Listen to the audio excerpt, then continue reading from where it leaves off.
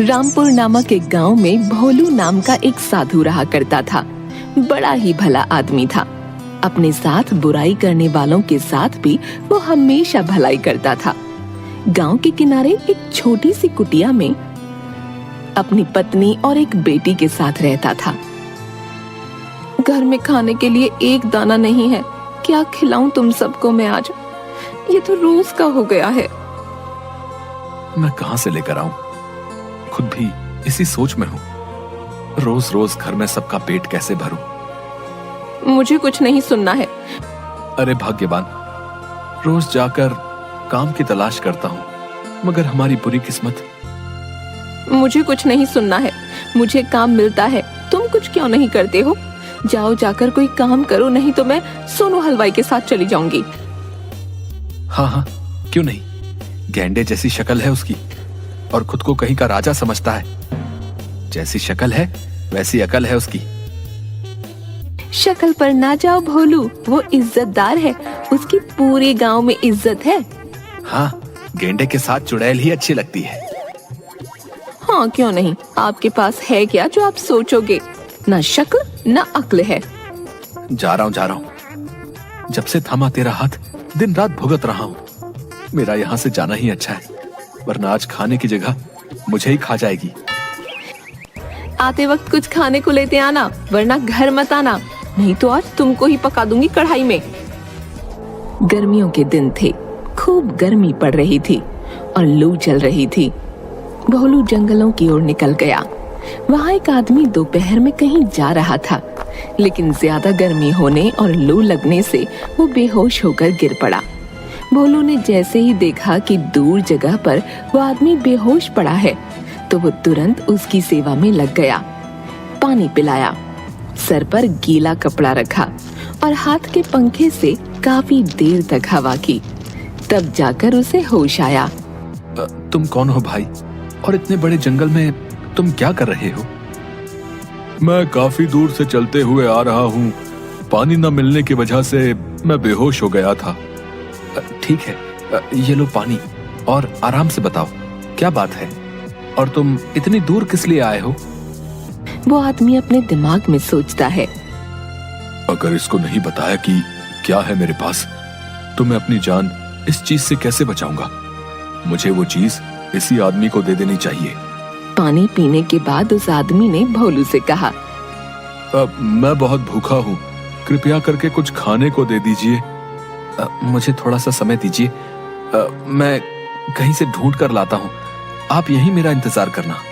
कुछ ही मिनट में भोलू जंगल से कुछ फल लेकर आया। तब तक वो आदमी वहाँ से चला गया और जाते जाते एक थाली उस पेड़ के नीचे रखकर चला गया। वो थाली लेकर भोलू अपनी पत्नी से, अरे सुनती हो, कहाँ चली जाती हो? देखो मैं क्या लेकर आया हूँ।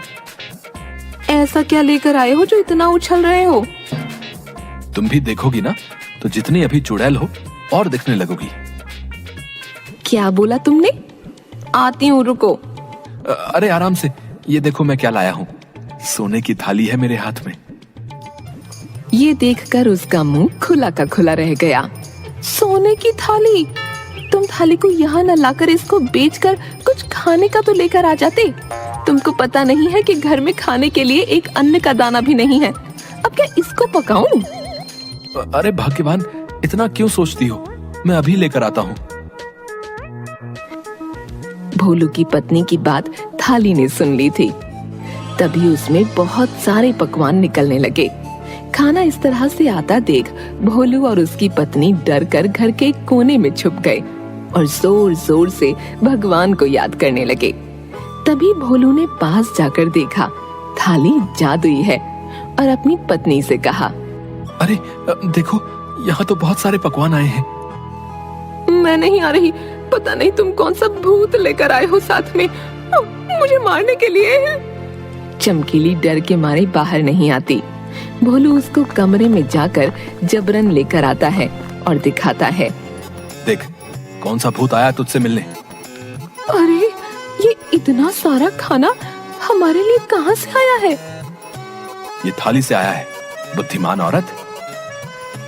अरे ये थाली तो नाच रही थी, मुझे लगा कोई भूत आया है। मगर ये थाली जादुई है क्या?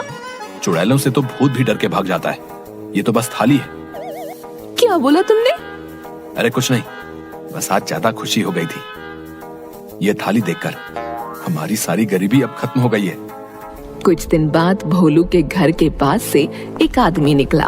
उसको बहुत भूख लगी थी। उसने भोलू से कहा, सुनो भाई, जरा बात सुनो।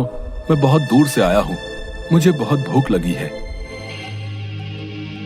कहाँ से निकले हो, और वो भी बिना खाना लिए? कैसे आ गए हो? रुको, कुछ लेकर आता हूँ मैं।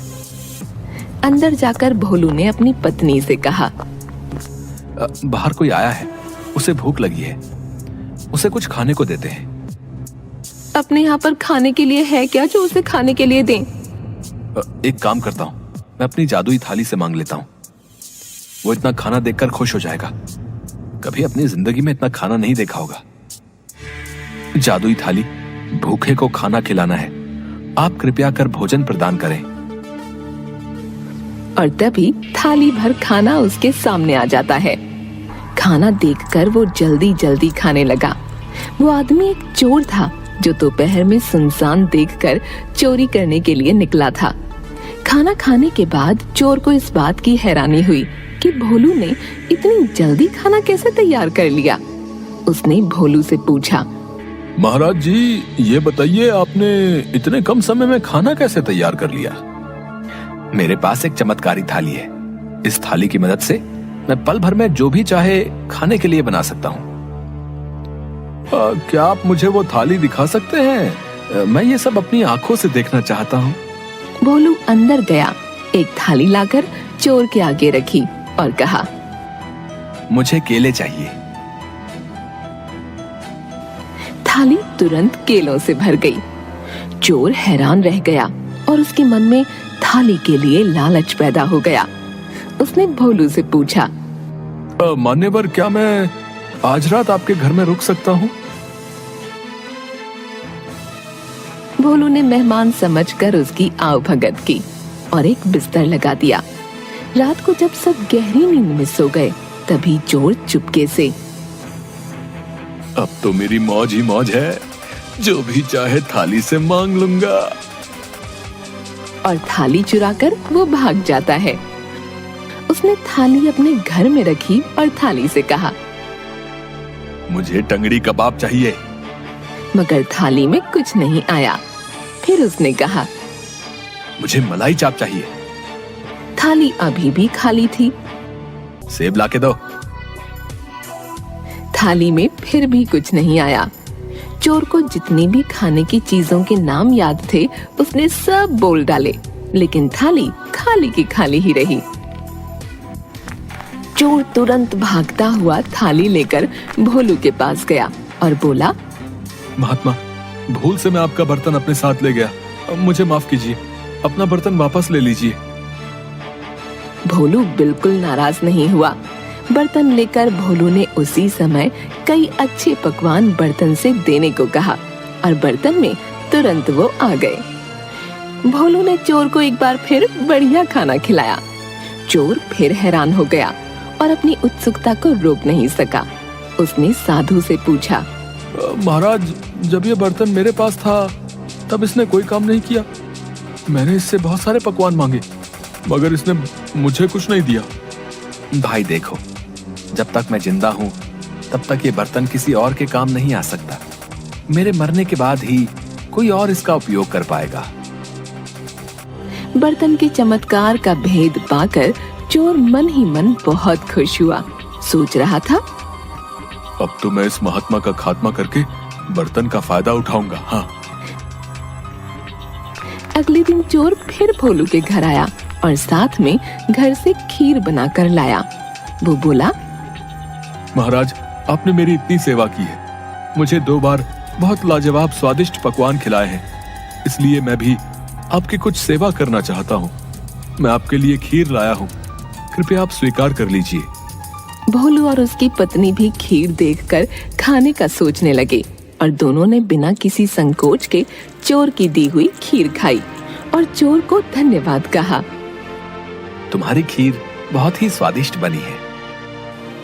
हाँ, बहुत ही अच्छी बना लेते हो आप खीर। चोर खीर में जहर मिलाकर लाया था। खीर खिलाकर चोर वापस अपने घर चला गया। रात होने पर वापस भोलू के घर में आया, थाली को फिर से चुराने के लिए। उसे पक्का यकीन था कि जहर से अब तक तो भोलू का काम तमाम हो चुका होगा। चोर थाली लेकर फिर से निकलकर सीधा अपने घर पहुंचा। आज देखूंगा कि ये थाली मेरी बात कैसे नहीं सुनती है। चोर सोने के लालच में थाली पर जोर से चिल्लाया। मुझे सोना चाहिए, सोना। इतने में थाली की आवाज आई। मुझ पर क्यों चिल्ला रहे हो तुम? अरे ये तो बहुत सही है। तुम बोलती भी हो क्या? पहले क्या हो गया था जो नहीं बोली? हमारी मर्जी, नहीं बोले क्या कर लोगे? बेइज्जती कर रहे हो क्या? दिल से बेइज्जती कर रहे हैं, क्या करोगे? आज तुमको मेरी बात सुननी पड़ेगी और आज तुमको वो सब देना होगा जो मुझे चाहिए। अच्छा, धमकी दे रहे हो क्या मुझे तुम? हाँ, धमकी समझ लो। इतनी बात पर थाली को गुस्सा आ गया और उसने चोर के घर को अच्छे अच्छे पकवानों से भर दिया। ये सब देख चोर को खाने का लालच बढ़ गया और उनको देख खाना शुरू कर दिया। चोर ने इतना खाया कि उसका पेट एक गुब्बारे जितना मोटा हो गया। खाने के बाद चोर से बैठा भी नहीं जा रहा था। चोर की हालत काफी खराब होने लगी। क्यों, क्या हुआ? मजा नहीं आया तुमको खाने से?